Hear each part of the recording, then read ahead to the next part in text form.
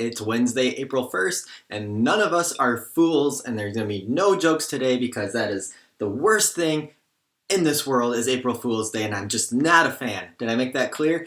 No jokes here. No fools here. Matthew 17. That's what we're going to dive into today.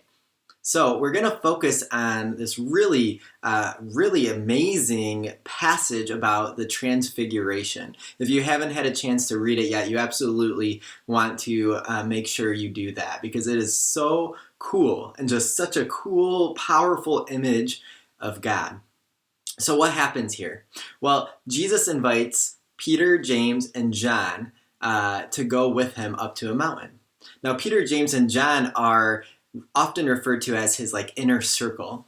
They're his closest friends. They're the ones that he trusts the most. He also gives them the most responsibility out of his 12 disciples.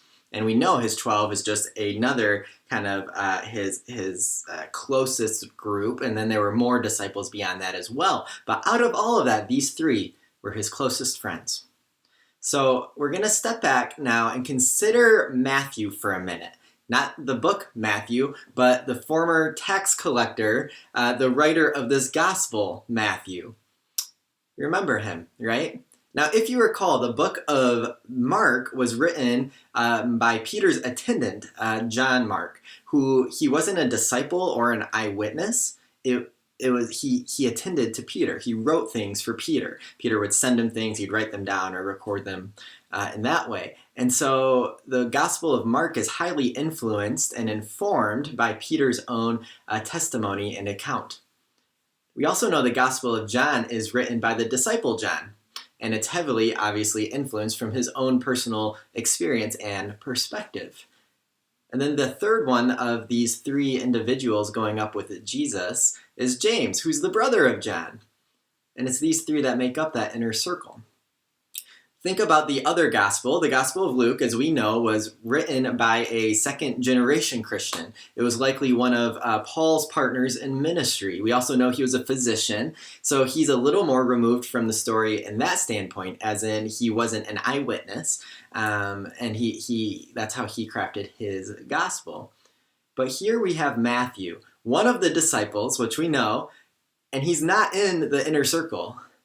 And yet, as you read in this passage and the other passages involving the inner circle, there's no note of any kind of jealousy or anything like that.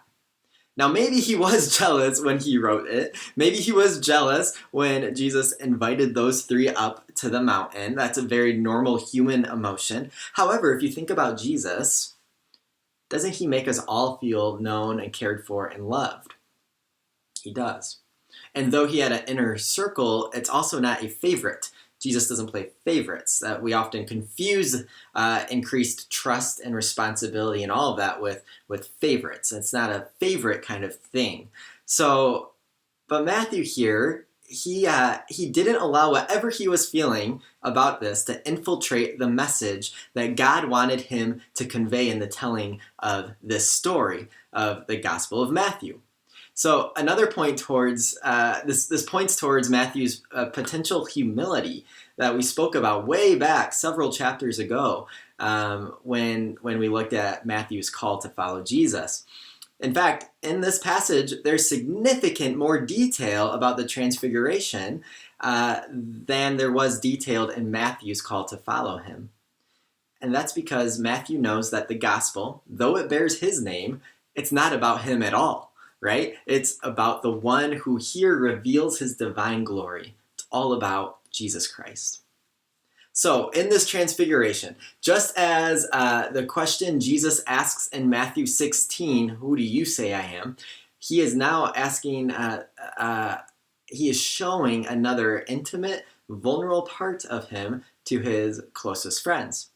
In his transfiguration, Jesus reveals to these three friends the glory that he had before he became man, as well as his future exaltation. See, this is the true form of Jesus that willingly left that to become human for us.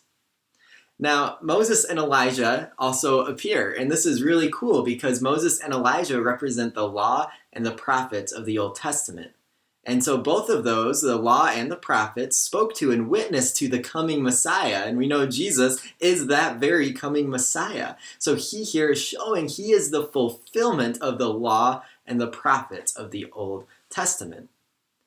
And now Peter, I love this little note of Peter. Can you imagine, like, they show up and what would your reaction be? Peter is like many of us. How can I be hospitable in this moment? Let me make them tents. We can stay a while. We can chat. We have a good time.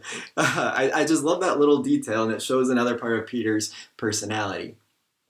But then, as if this true story isn't amazing enough, with a bright cloud, much like he reveals at Jesus' baptism, with his presence and in his presence and his glory, God the Father shows up. He shows up in the same way he often showed up in the Old Testament, with a loud voice and in a cloud, a bright cloud.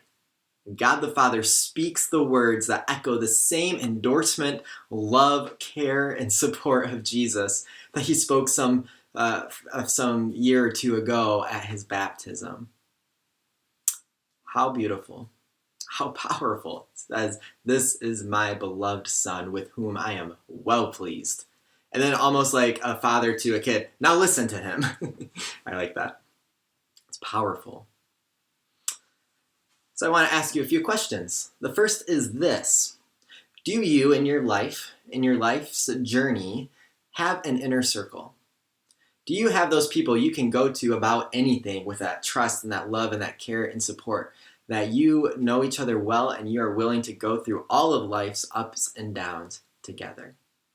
If you don't have that, how could you cultivate that? Who has God placed in your life that you feel a connection to, and you simply need to put in the work of building a relationship with those individuals?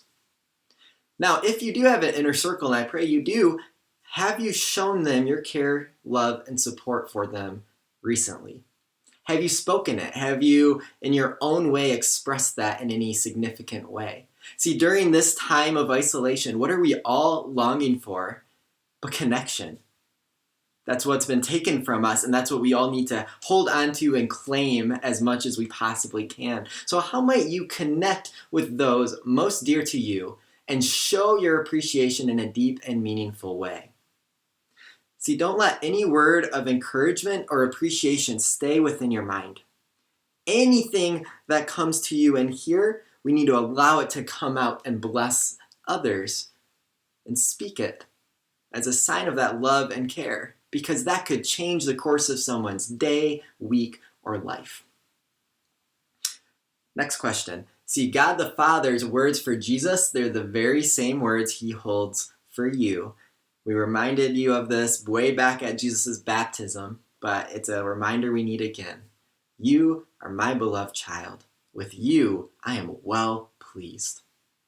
When you read those words, when you hear those words, do you feel the Holy Spirit stirring within you? Take a few minutes and allow God's truth, the truth of his love, to marinate deeply within you. Thanks for spending this time with me again. Tomorrow, April 2, and we're going to have another action-packed chapter. Blessings on you all. Bye.